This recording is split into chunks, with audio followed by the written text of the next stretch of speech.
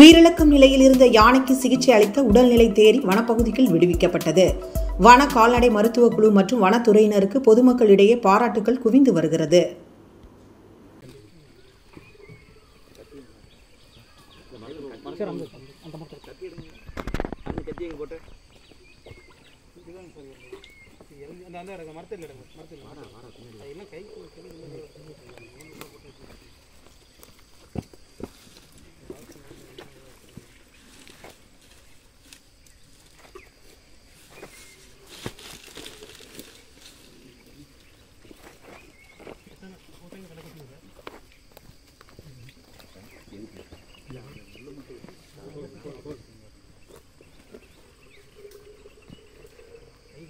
தண்ணி கொண்டாப்பா, 2 litre can.